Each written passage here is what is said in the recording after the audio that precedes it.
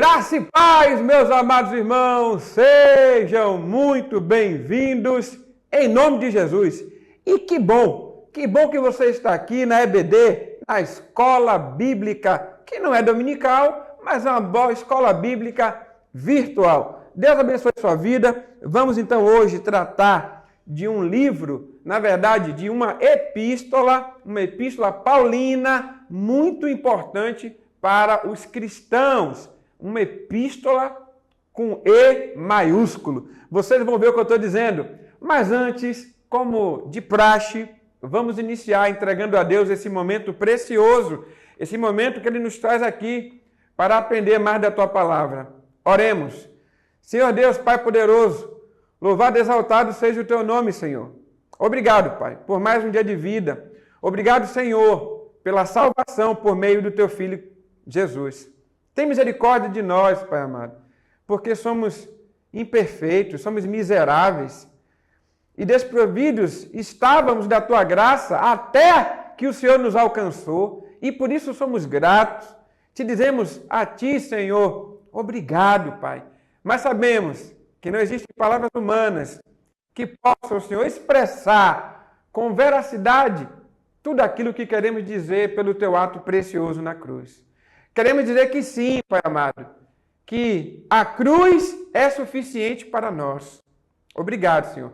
Continua abençoando-nos, livrando-nos do mal. Abençoa, Pai, nossas famílias, Senhor. Tem misericórdia, Senhor, das nossas crianças, dos nossos jovens. Tem misericórdia, Pai, em nome de Jesus. Pai, nesse instante, Pai, pedimos, Senhor, que esse instrumento imperfeito, Senhor, aqui que está como professor, seja esmiuçado, seja triturado, seja colocado no lugar dele, Pai, de nada, de pó, de coisa alguma, para que a Tua palavra, Pai, que vai ser ministrada aqui, edifique a Tua igreja reunida, Pai, em nome de Jesus, Senhor, que não haja de mim aqui nada, Pai, mas somente de Ti. Senhor, não esquecemos de orar pela paz em Israel, o Teu povo eleito. Tem misericórdia, Pai. São homens, mulheres e muitas crianças, Pai, que estão sofrendo por esta guerra. Então pedimos a Tua paz. O Senhor tem poder para acabar com ela hoje, Pai, em nome de Jesus. E não esquecemos também, Senhor, de orar para os nossos irmãos do Rio Grande do Sul. Tem misericórdia, Senhor. Acalma as tempestades, Senhor. Abaixa as águas, Senhor. Abaixa as águas, meu Deus. Abaixa as águas, meu Pai. E para que esse momento, Senhor, seja um momento de encontro contigo e que eles se rendam a Ti, Senhor, porque sabem que somente em Ti podem confiar.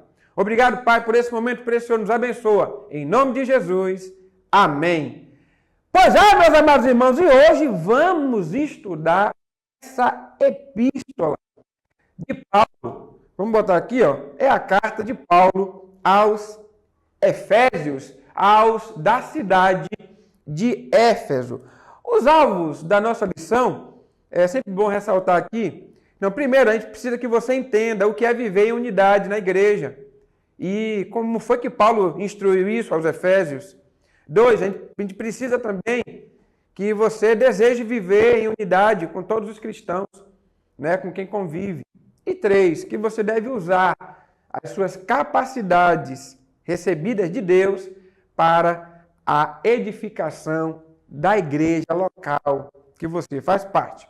Muito bem, meus amados irmãos, a breve introdução, acompanhe comigo aqui, sobre essa epístola de Efésios, aos Efésios, né? Epístola de Paulo aos Efésios. E ela, acompanhe comigo no texto, ela é uma das epístolas mais lidas e estudadas no Novo Testamento, no Segundo Testamento, tá? Na Segunda Aliança, se você preferir assim chamar. Grandes homens de Deus foram fortemente impactados por essa carta ao longo da história. E a gente pode citar aqui 3 deles. Então, primeiro, Samuel Coleridge, que chamou de a divina composição do homem. Olha aí. O João Calvino, sim, João Calvino, considerava a carta de Paulo aos Efésios o seu livro favorito da Bíblia. E depois eu vou explicar por quê. E o John Knox pediu que os sermões de Calvino, em Efésios, fossem lidos para ele em seu leito de morte. Então, são pessoas que foram muito impactadas, tiveram um encontro poderoso através da leitura da carta de Paulo aos Efésios. E a visão panorâmica que temos aqui é uma visão bem abrangente. Primeiro, esta epístola ela está no grupo das epístolas paulinas eclesiásticas. Sim, ela vai ter um tom eclesiástico, um tom doutrinário. Letra B, o autor é Paulo.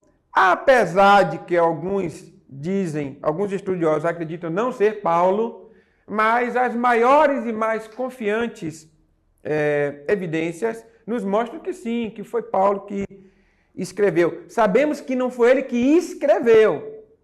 Na epístola fica claro que foi Tíquico que escreveu essa epístola, mas Paulo ditou a epístola para ele. Paulo ele já não mais escrevia, ele estava com alguma dificuldade na escrita. A data 61 depois de Cristo, o local Paulo em Roma. E olha só, meus amados irmãos, no momento que Paulo estava na prisão. Quando você imagina a prisão, o que é que você imagina? Você imagina um lugar que você não consegue pensar em nada a não ser sair dali, Mas Paulo, ainda preso, estava sempre conectado com o Senhor, estava sempre buscando ao Senhor. E ele, nesse instante, recebe essa revelação divina. E, através de informações que ele recebera do que estava acontecendo em Éfeso, ele escreve essa carta para os Efésios. O versículo-chave, vamos ler agora, está em Efésios 4, verso 1, que diz assim na minha versão. A minha versão é a NAA, Nova Almeida Atualizada, tá bom? Então, capítulo 4, verso 1 da carta de Paulo aos Efésios, diz assim: por isso, eu, o prisioneiro do Senhor, peço que vocês vivam de maneira digna da vocação a que foram chamados. Olha como isso é precioso.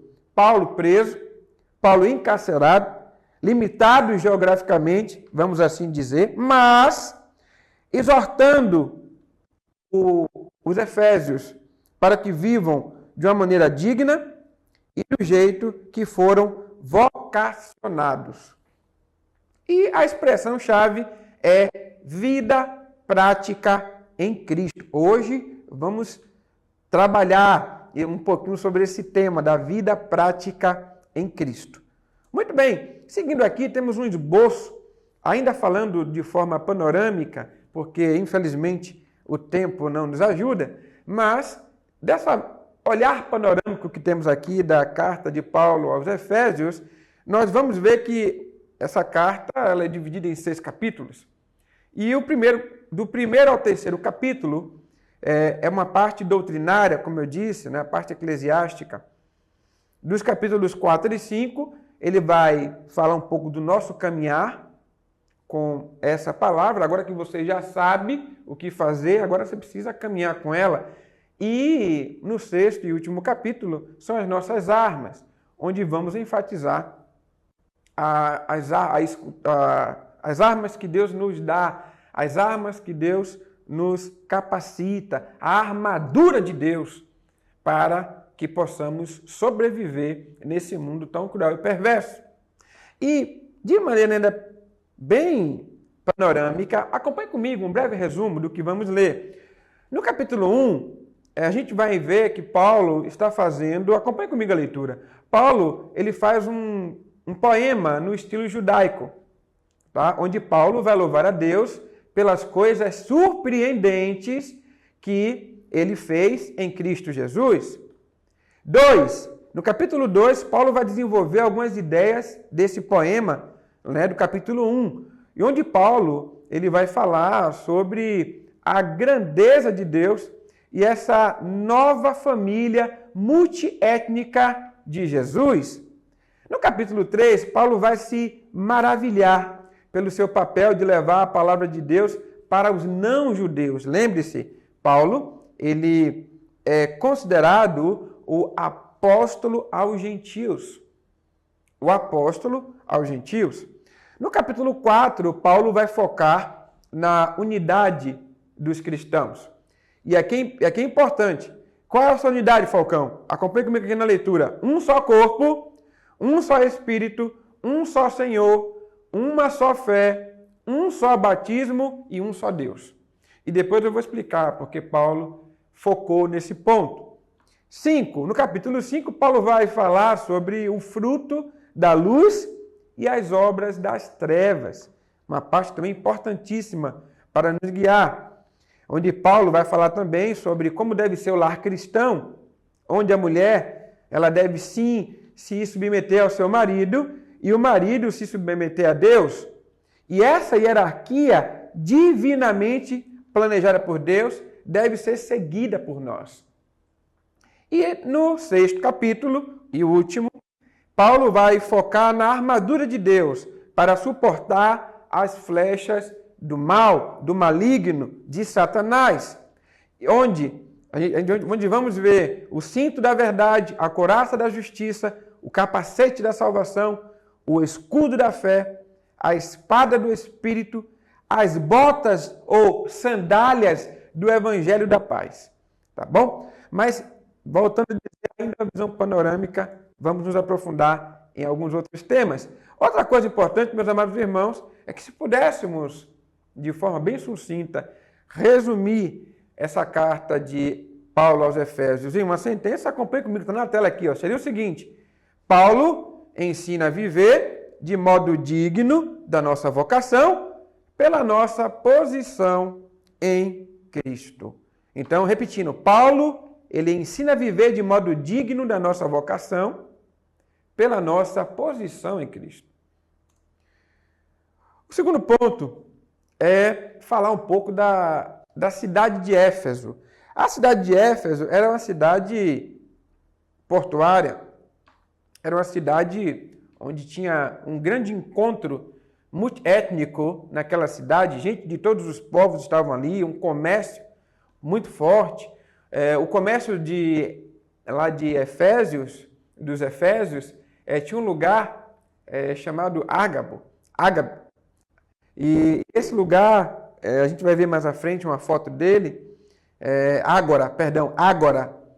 E esse Ágora era um grande comércio. E você vai ver que pelas ruínas, porque hoje só temos ruínas, pelas ruínas você já vai ter uma ideia de como grandioso era esse comércio. Mas seguindo o texto, Éfeso fica localizada a 1.600 metros da costa do mar. Era a capital da Ásia Menor. E a cidade era bastante conhecida por ser um grande centro religioso, como já falamos aqui, político e comercial. Éfeso estavam também 2 grandes templos dedicados à deusa Ártemis ou Diana. Vamos mostrar daqui a pouco também uma foto dessa deusa, considerado como uma das 7 maravilhas do mundo antigo e graças a Deus construído. Muito bem. O terceiro ponto é o contexto da cidade de Éfeso.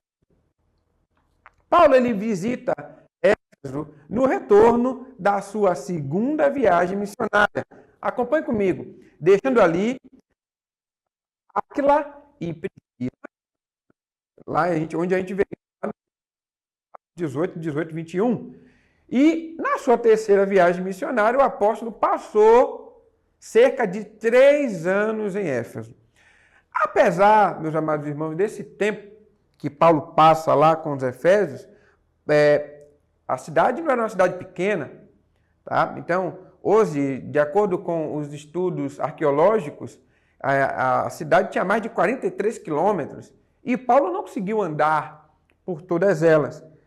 E, Falcão, por que você está dizendo isso? Porque talvez possa parecer estranho para você, meu amado irmão, para você, minha amada irmã, que Paulo não conheça direito o que está acontecendo aqui na carta.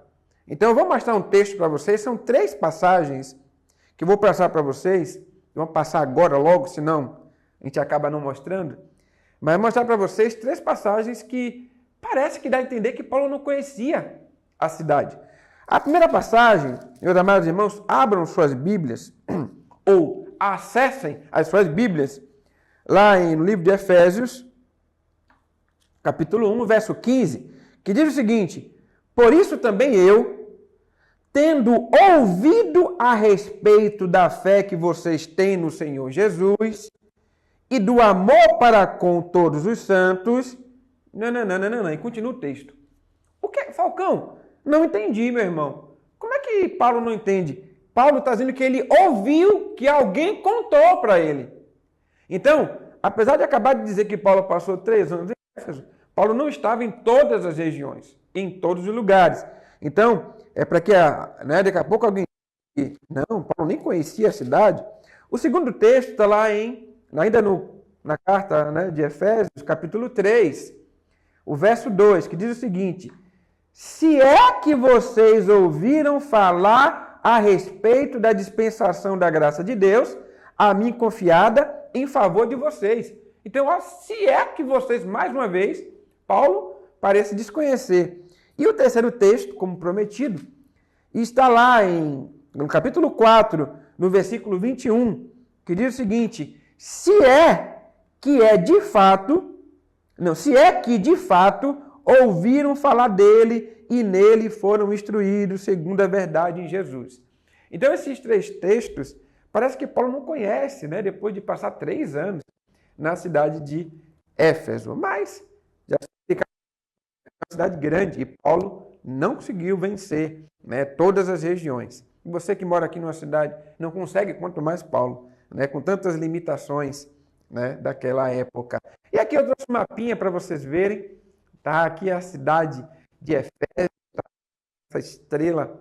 essa estrela aí que eu coloquei aí no mapa para vocês verem. E olha só, ela tem o mar Mediterrâneo, atrás dela tem o Mar Negro, e ainda tem ali, Istambul. E Istambul, que é a capital da...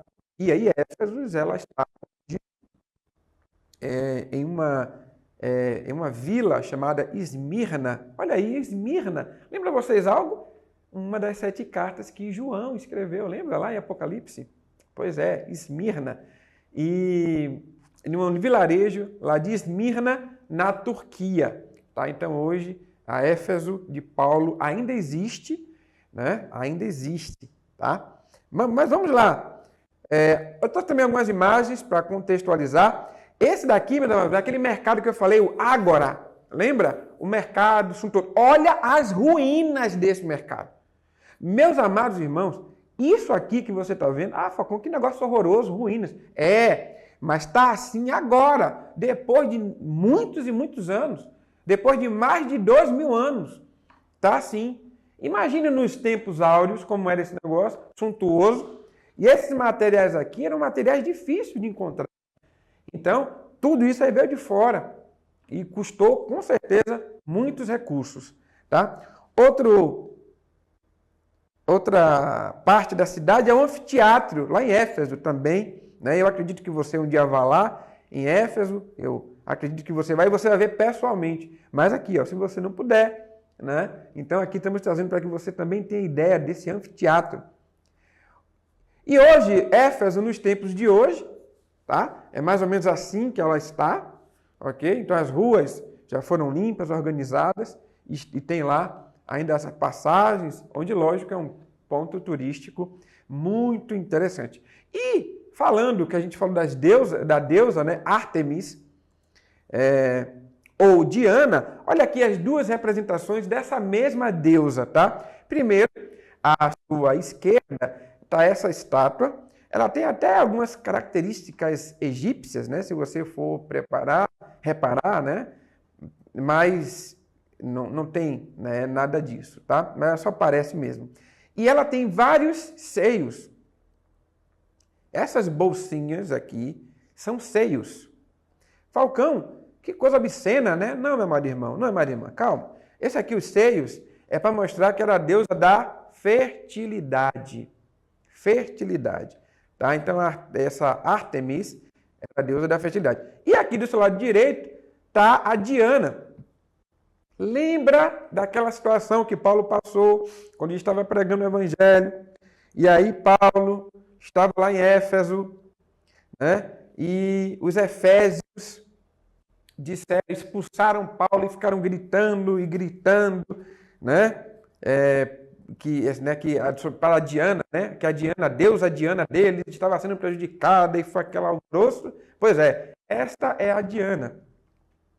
Ela é muitas vezes retratada como uma caçadora. Atrás, ela carrega um arco, tá? E ela sempre está segurando os chifres de um cervo. Isso é para mostrar autoridade e poder, tá? Então, autoridade e poder. Então, as deusas com nomes diferentes, mas é a mesma deusa. Voltando para o nosso conteúdo, meus amados irmãos, é preciso voltar, antes de falar do conteúdo aqui, que Efésios, vamos ler logo. Efésios é carregada de informações sobre as doutrinas básicas da fé cristã. E vamos ler o capítulo 1, dos versos de 1 a 14, que é uma introdução muito clara do que Paulo quer dizer com essa carta. Mas vamos terminar a leitura aqui. Primeiro, o apóstolo oferece uma bela fundamentação da doutrina de Cristo, depois apresenta aspectos práticos da vida cristã, né? Está dando um panorama aqui, né? Como resultado da base teológica, né? Comunicada no início da epístola. E, por fim, Paulo discorre sobre nossas armas contra o inimigo. Então, aqui é um panorama também resumido do que Paulo vai fazer. Agora, peço que vocês, por favor, abram ou acessem as suas Bíblias lá no capítulo 1, onde vamos ler do verso 1 a 14. Acompanhe comigo. Paulo, apóstolo de Cristo Jesus, pela vontade de Deus, aos santos que vivem em Éfeso e são fiéis em Cristo Jesus. Que a graça e a paz de Deus, nosso Pai, e do Senhor Jesus Cristo estejam com vocês. Bendito seja o Deus Pai de nosso Senhor Jesus Cristo, que nos abençoou com todas as bênçãos espirituais nas regiões celestiais em Cristo. Antes da fundação do mundo, Deus nos escolheu nele para sermos santos e irrepreensíveis diante dele. Em amor, nos predestinou para ele, para sermos adotados como seus filhos por meio de Jesus Cristo, segundo o propósito de sua vontade, para louvor da glória de sua graça, que ele nos concedeu gratuitamente no amado. Nele temos a redenção pelo seu sangue, a remissão dos pecados, segundo a riqueza da sua graça, que Deus derramou abundantemente sobre nós em toda a sabedoria e entendimento. Ele nos revelou o ministério da sua vontade, segundo o seu propósito, que ele apresentou em Cristo, de fazer convergir nele, na dispensação da plenitude dos tempos, todas as coisas, tanto as do céu como as da terra. Em Cristo fomos também feitos heranças, predestinados, segundo o propósito daquele que fez todas as coisas, conforme o conselho da sua vontade, a fim de sermos, para louvor da sua glória, nós, os que de antemão esperamos em Cristo. Nele também vocês, depois de ouvirem a palavra da verdade, o evangelho da salvação, tendo nele também crido, receberam o selo do Espírito Santo da promessa. O Espírito é o penhor da nossa herança, até o resgate da sua propriedade em louvor da sua glória. Meus amados irmãos, o que é isso, meus amados irmãos? O que é isso?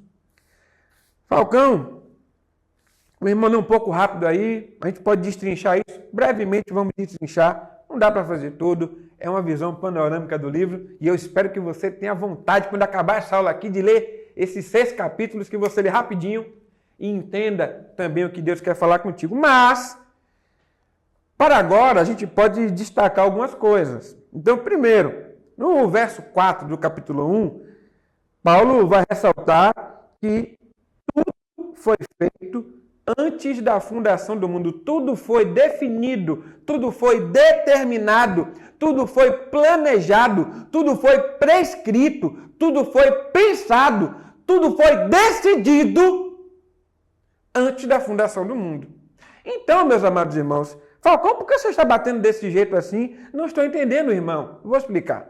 É porque fica parecendo, meus amados irmãos, que muitas vezes somos nós, meros mortais miseráveis, que temos a capacidade de resolver alguma coisa, de mudar a rota de alguma coisa, de algum decreto eterno do Senhor. E é importante que nós nos coloquemos nesse lugar. Qual, Falcão? De que não somos capazes de mudar nada do que Deus já planejou. Então é por isso que Paulo coloca isso aqui nesse texto, para fundamentar a fé de que podemos descansar no Senhor. Tudo está decidido. Falcão, então eu não preciso fazer nada? Não é que você não precise fazer nada, você vai viver a sua vida de acordo com a vontade de Deus. Mas você achar no seu ego, né, que você que resolve, você que decide, você que modifica, você que faz acontecer, eu preciso dizer para você que você está totalmente enganado. Outro destaque que eu quero fazer aqui também, que Paulo, no verso seguinte, no verso 5, que ele fala assim, ó, e em amor, quem foi que fez em amor? Deus. Em amor, nos predestinou para ele. Meus amados irmãos, esse tema da predestinação é algo que deveríamos tirar de letra. Quando entendemos que Deus faz todas as coisas, não duvidamos que Ele escolhe tudo. Então, que história é essa, meu amado irmão, de dizer que Deus não decide nada e é você que toma a frente de tudo? Não, existe um plano. Existe um plano de Deus. O nosso Deus, Ele criou um plano para a nossa salvação. E esse plano começa lá no Jardim do Éden.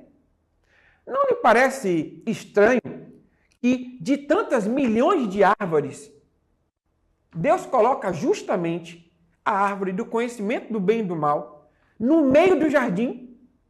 Não lhe soa estranho isso, meu amado irmão? Não lhe parece isso, minha irmã, um pouco óbvio, minha irmã? Não é possível. Se não fosse assim um plano de Deus, Deus nem colocaria aquela árvore ali. Vamos parar para pensar?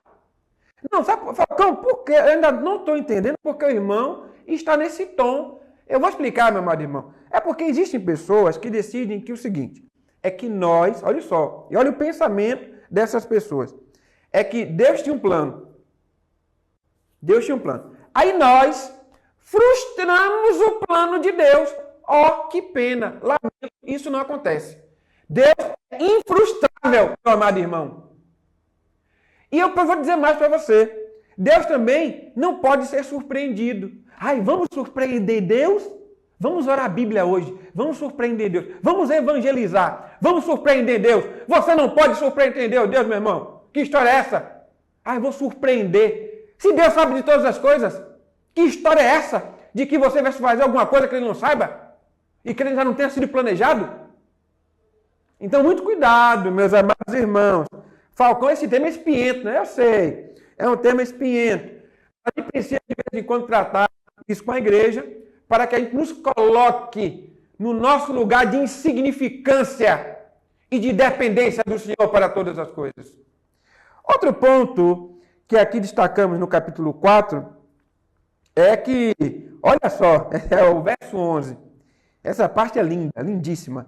Em Cristo, fomos também feitos herança, predestinados segundo o propósito daquele que fez todas as coisas de acordo com a sua vontade.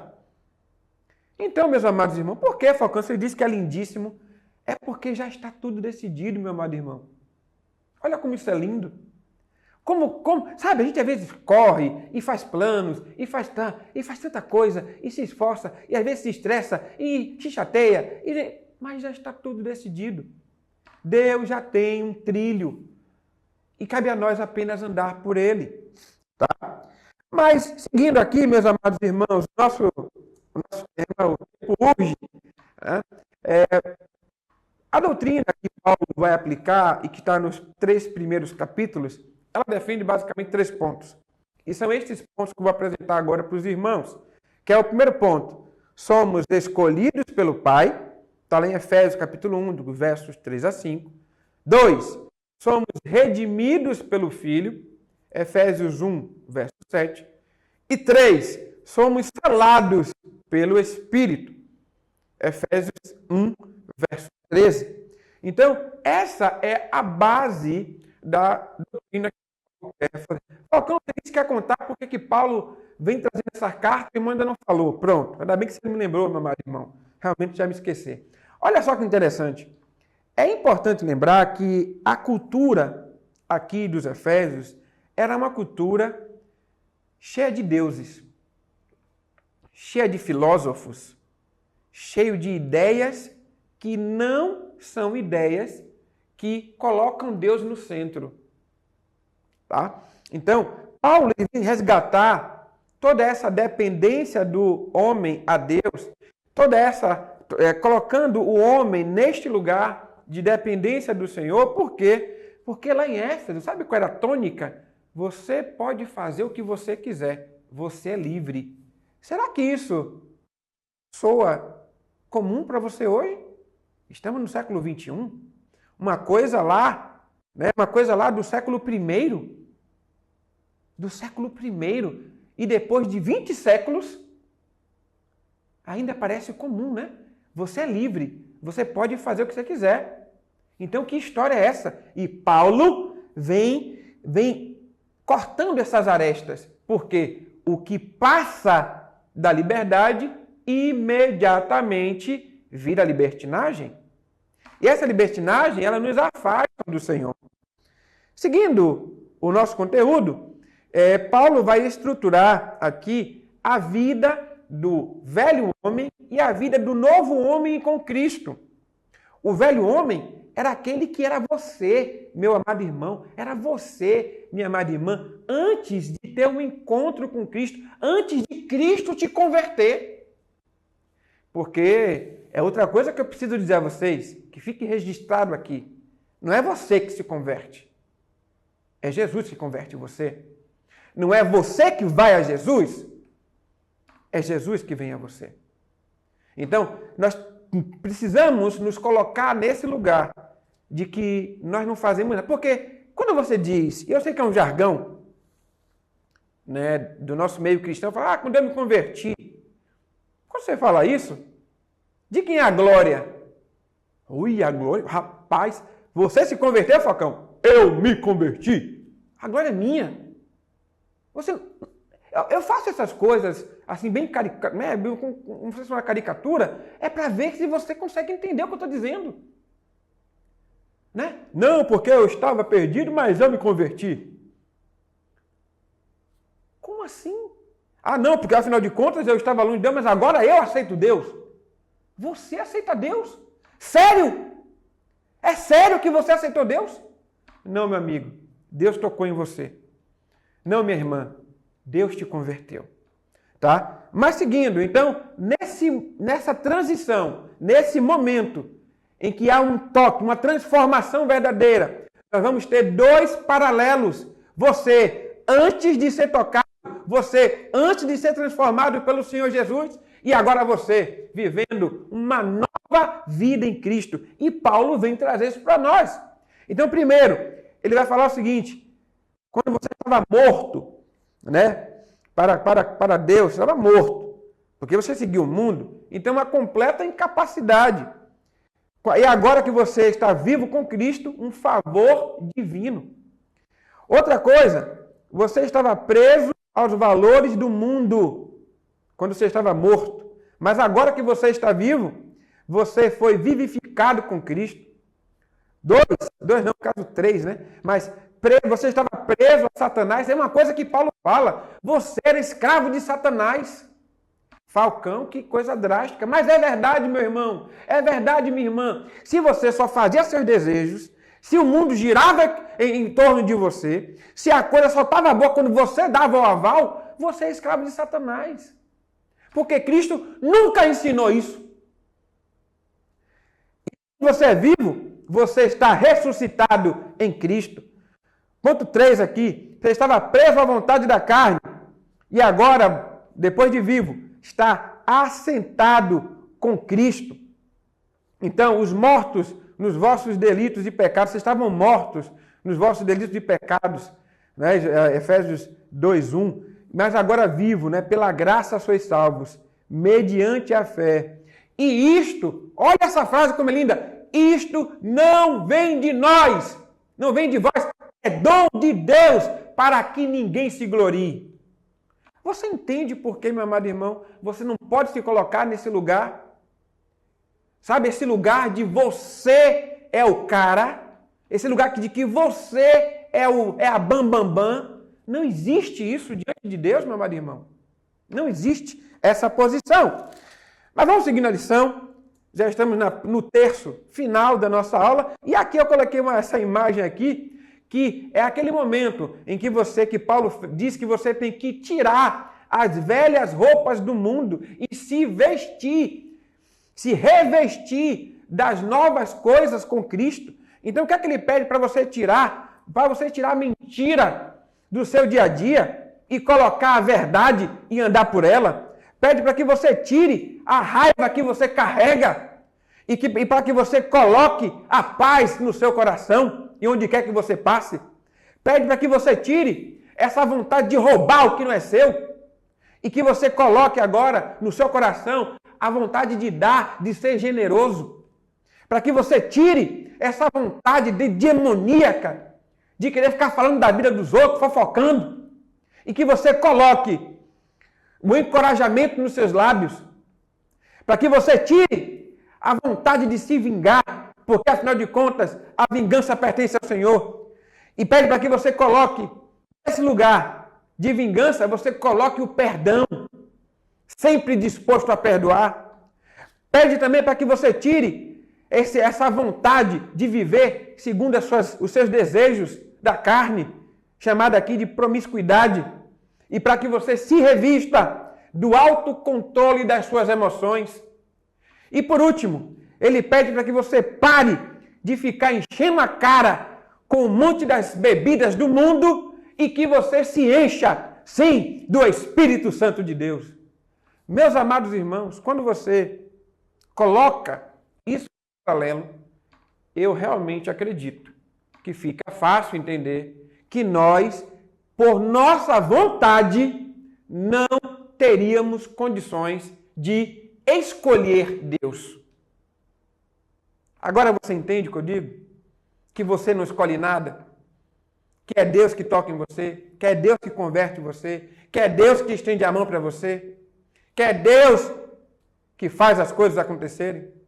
Eu realmente espero que você tenha entendido. Mas seguindo, ainda nessa parte final, Paulo vai falar agora dos deveres. Né? No capítulo 4, Paulo vai falar dos deveres. Do capítulo 4 ao capítulo 6, ele vai falar de alguns deveres. Ele vai dividir em 4 grandes grupos. Primeiro, os deveres na igreja. 2, os deveres na vida pessoal. 3, os deveres em casa, né? No momento lá do lar. E 4, os momentos no trabalho. Paulo abrange esses 4 níveis que nós vivemos. Os 4 níveis que nós vivemos. Então ele vai trazer isso para nós. Ele vai falar aqui, ó. Primeiro, ele pede que no verso 2, ainda lá do capítulo, ele vai falar o seguinte: ele vai promover que existe uma unidade dependente de qualidades morais. Vocês sabiam, meus amados irmãos, que toda a nossa moralidade, é mais uma prova que eu vou dizer que não vem nada do homem, que toda a nossa moralidade, nosso senso de moral, vem baseado da Bíblia? Ah, Falcão, mas ela muda, né, com o tempo. Sim, mas, por exemplo, o não roubar e não matar. Está aqui na Bíblia. O não cobiçar as coisas do outro, não desejar as coisas do outro, está na Bíblia. Então, nosso senso de moral vem todos. Quem quer acredite, quem não quer não acredite. Né? Porque tem um monte aí que acha, não, foi o homem que desenvolveu com o desenvolvimento do intelecto. Pelo amor de Deus! Mais uma vez, querendo botar o homem no centro de uma coisa que ele não é o centro. Mas continuando, e ele vem sempre ressaltando 5 pontos importantes. Primeiro, humildade. Segundo, mansidão. Terceiro, longanimidade. Quarto, convivência pacífica uns com os outros. E quinto, amor. Falcão, deixou o amor por último porque o amor é o menor de todos, né? De jeito nenhum. Sem amor, nada acontece. Não foi à toa que Jesus disse para nós que deveríamos nos amar. Né? E ele diz assim, eis que um novo mandamento vos dou. Que vos ameis uns aos outros, como eu, Jesus, vos amei. Então Jesus elevou o nível. Antes era amar o outro como a si mesmo, ó. Estava aqui, ó, no mesmo patamar. Mas agora, amar o outro, ó, aqui, ó, o meu outro, como Cristo amou. Então agora o nível é diferente. Falcão não consigo, peça a Deus, meu irmão. Falcão acho difícil no dia de hoje, eu compreendo, minha irmã. Mas você, se realmente foi convertida pelo Senhor, tem que fazer disso uma prática na sua vida. Falcão é tão difícil, eu sei. Tem tanta gente ruim no mundo, eu sei. Mas cabe a você, meu amado irmão, fazer esse exercício. Porque senão, como é que você pode abrir a boca e dizer que você é um servo do Senhor, para que você é um escravo de Jesus, mas na hora que as coisas saem, né, do seu roteiro, você se exalta, você grita, você briga, você xinga, você manda todo mundo, né, para aquele lugar? Que história é essa, meu irmão? Errado. Totalmente diferente do que a palavra diz. E é isso que Paulo quer dizer quando diz assim, ó, que posso todas as coisas naquele que me fortalece. Não é que eu posso fazer tudo. Nunca foi isso que Paulo escreveu. Mas foi dizer o seguinte, que eu posso suportar. Eu posso aguentar firme. Eu posso me calar quando a minha vontade era dizer 1000 coisas. Mas o Espírito Santo de Deus segura a sua língua. Você entende isso, meu irmão? Você entende? Falcão, isso é pregação? Não é pregação não, meu irmão. É a palavra de Deus. Né? É uma aula, mas é a palavra de Deus para a nossa vida. Seguindo. Paulo vai falar também de um apelo para a unidade. Era uma coisa que estava acontecendo lá em Éfeso. Os irmãos estavam se separando por qualquer coisa. Se separando, buscando separação por qualquer diferença. Quando Jesus, que nos une, é maior do que todas as coisas. Maior do que todas as diferenças. Meu amado irmão, não ter diferença só no céu. Só no céu. Porque todo mundo tem sua personalidade, tem seu jeito, aquela coisa toda. Então, diferenças aqui, no plano terrestre, vai existir. E cabe a você, como crente em Jesus, verdadeiramente convertido, amenizar, apaziguar, jogar água e não fogo. Em nome de Jesus. Seguindo aqui o nosso conteúdo, no verso 3, ele vai falar que a unidade é mantida pelo esforço de cada um. Sim, nós temos que nos esforçar. É por isso que eu posso todas as coisas naquele que me fortalece. Mas aquele irmão Falcão, ele me tira do sério. Posso todas as coisas daquele que me fortalece. Aquela irmã falou mal de mim. Posso todas as coisas naquele que me fortalece. O pastor fez uma crítica à minha pessoa. Posso todas as coisas daquele que me fortalece. O meu irmão brigou comigo. Posso todas as coisas naquele que me fortalece. É isso, meu irmão. Seguindo, verso 4 a 6, ele vai buscar uma unidade da igreja que surge da unidade de Deus. E ele vai destacar aqui 3 pontos. Primeiro, há somente um só corpo. Foi o que já falamos no início. Um só corpo, porque há um só Espírito. Há uma só esperança, Jesus Cristo Salvador. Uma só fé, um só batismo, porque há só um Senhor, Jesus Cristo de Nazaré. Há uma só família, é a família de Deus. Olha aí. Porque há só um Deus. Por que Paulo enfatiza que há só um Deus? Porque aqui o povo dos Efésios, o povo lá de Éfeso, estava mergulhado em um panteão de deuses gregos e romanos. E também tinha outros, viu? Gregos, romanos, amorreus, filisteus, egípcios. Então, assim, era um panteão de deuses. E aí Paulo fala, gente, acaba com tudo isso aí, que tudo isso aí é obra do diabo. Acaba com tudo isso, só existe um só Deus, o nosso Senhor Jesus Cristo. Deus e Pai. Seguindo e finalizando, quase. Nós estamos chegando, tá bom. E aí Paulo vai falar também das necessidades do... essa parte dos dons é muito bom.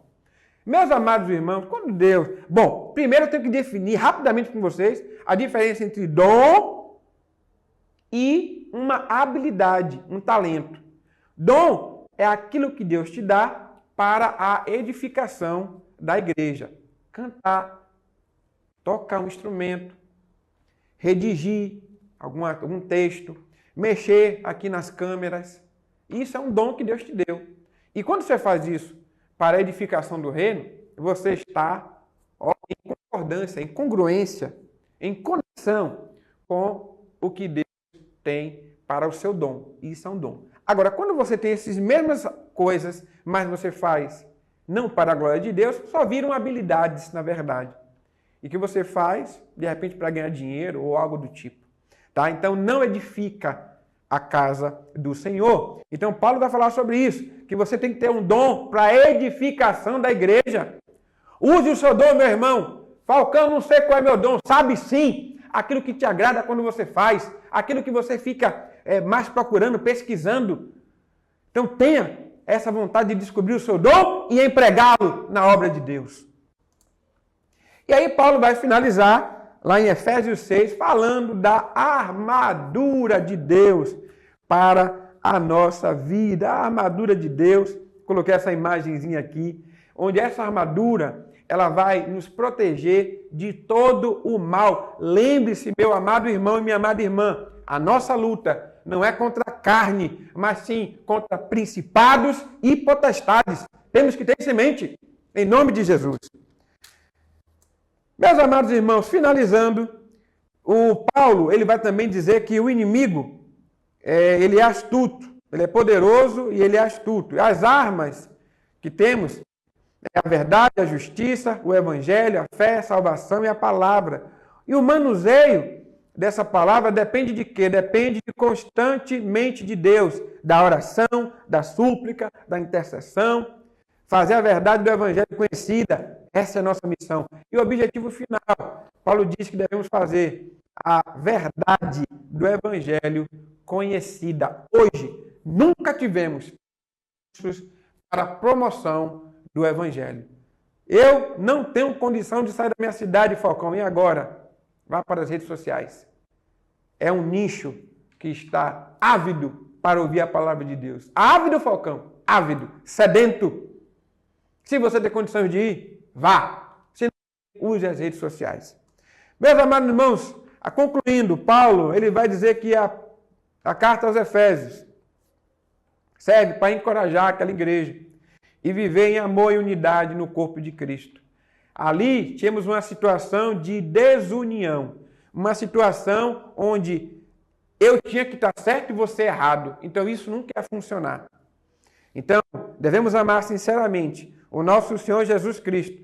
E só assim é possível, né? Isso só é possível se entendermos que o conteúdo da carta de Paulo aos Efésios é uma realidade no nosso caminhar. Não adianta ter a teoria e não fazer a prática. Paulo nos convida, e você vai ver isso quando você lê a carta dele aos Efésios. Ele nos convida a uma prática cristã piedosa. E essa prática, ele vai descrevendo como já vimos, na casa, na igreja, na família, no trabalho. Então leia, meu amado irmão, essa epístola. Ela é muito preciosa. Ela é dividida em duas grandes partes. Os 3 primeiros capítulos e depois os outros 6. Então, os 3 primeiros, a parte teórica. Os 3 últimos capítulos, a parte prática da vida cristã. Que Deus nos abençoe. Vamos orar. Obrigado, Senhor, por essa leitura preciosa e maravilhosa. Obrigado porque o Senhor é bom e a sua misericórdia dura para sempre. Abençoe meus irmãos, Pai. Abre seu entendimento. Que eles tenham fome e sede de Ti. E esta é a nossa oração que fazemos, agradecidos. Em nome de Jesus. Amém. Deus abençoe, meus amados irmãos. Até a próxima aula, se Deus quiser. Grande abraço. Leia a Bíblia.